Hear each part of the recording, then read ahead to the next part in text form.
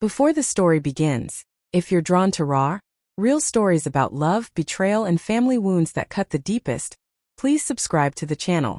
And when it's over, I'd really like to hear your thoughts in the comments. Your perspective matters. The message wasn't meant for me.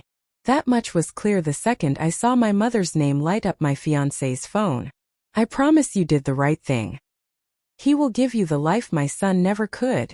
I was standing in our half-packed apartment, surrounded by open boxes and folded invitations with our names on them. The air smelled like cardboard and dust, and the cheap vanilla candle she liked to burn when she was nervous. I wasn't snooping. Her phone buzzed on the kitchen counter while she was in the shower, and I glanced over out of habit. That single sentence split my life cleanly in two. At first, my brain refused to connect the dots. He who? My son, which one? I told myself there had to be an explanation that didn't end with my heart on the floor. But the truth has a way of making itself heavier the longer you try to deny it. When she came out of the bathroom, hair damp, towel around her shoulders, I must have looked pale because she asked, "What's wrong?" "Nothing," I said. The lie tasted metallic. "Just tired." She smiled, kissed my cheek, and went back to packing, completely unaware that everything I thought I knew was starting to rot from the inside. Over the next week, I noticed things I'd brushed off before. Missed calls she didn't return when I walked into the room. Her phone always face down. The way she flinched when my mother's name came up in conversation. And my brother, Ryan, suddenly had a lot of reasons to stop by. Dropping things off. Asking favors. Lingering too long. I blamed myself first. I always did. I'd been working overtime. Money was tight. Our wedding plans were modest, and I knew my mother hated that. She'd never said it outright, but she had a talent for disappointment that felt like love. "You deserve more," she used to tell my fiancée Claire when she thought I couldn't hear. Security. Stability. I thought she meant us. I was wrong. One night, Claire said she was meeting a friend after work. She didn't come home until after midnight. When I asked how it went, she said, "Fine," too quickly, and went straight to bed. She didn't touch me.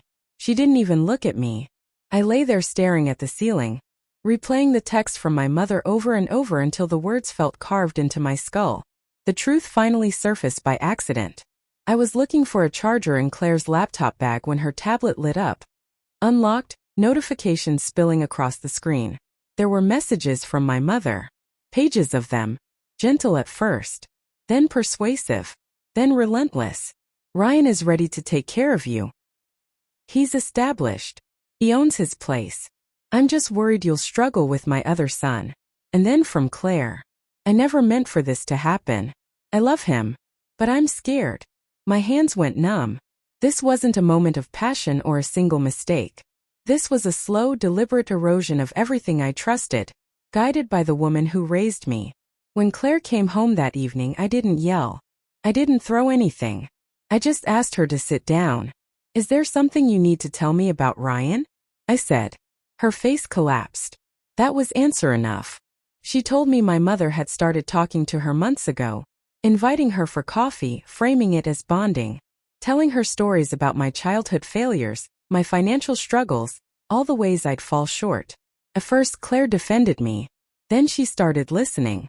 Then Ryan stepped in. Always there, always reassuring, always offering what I couldn't. "It wasn't supposed to go this far," she said through tears. I felt trapped, confused. I asked her the question I was afraid of. "Did you love him?" She hesitated. That pause hurt more than a yes.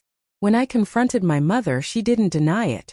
She sat in her living room, hands folded like she was proud of herself. "I was protecting her," she said calmly. "And him. Ryan can give her a real life. You've always struggled." Something in me went quiet then. Not angry. Just done. I realized this wasn't about money or success. It was about control. About choosing favorites. About rewriting my worth through other people's eyes. Ryan tried to apologize. Said he didn't mean to steal her. Said feelings just happened. I told him feelings don't grow in secret without help. The wedding was called off. Boxes were unpacked and repacked into separate piles. Claire cried when she left. I believe she was sorry. I also believe she made her choice long before she admitted it. The hardest part wasn't losing her. It was losing the version of my family I thought I had. The idea that blood meant loyalty, that love meant protection. Months later, I moved into a smaller place. Started over quietly. Built a life no one could take credit for but me. I don't speak to my mother anymore. Not out of spite, but because peace sometimes means distance. What I learned is this.